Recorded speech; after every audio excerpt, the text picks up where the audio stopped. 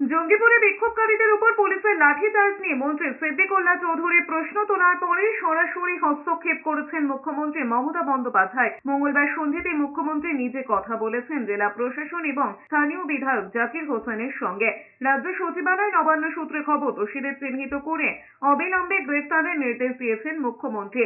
সেই মতো সন্ধ্যা থেকেই ধরপাকড় শুরু হয়েছে জঙ্গিপুর এবং রঘুনাথগঞ্জে।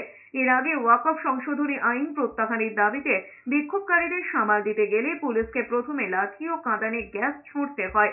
এরপরে উত্তেজিত জনতা 34 নম্বর জাতীয় সড়ক অবরোধ করে এবং দুটো পুলিশের গাড়িতে আগুন লাগিয়ে দেয়।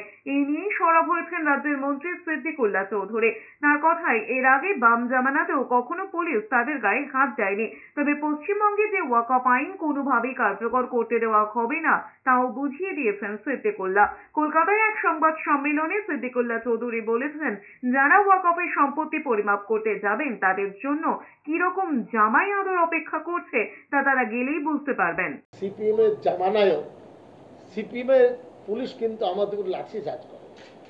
যারাই আন্দোলন করবেন, হিংসাত্মক আলোচনা আন্দোলন করলে ফেল হয়ে যাবে, আন্দোলনটা মাঝপথে থেমে যাবে। আর যদি হিংসা না হয় তাহলে আন্দোলন বিভিন্ন রূপরেখা নেবে।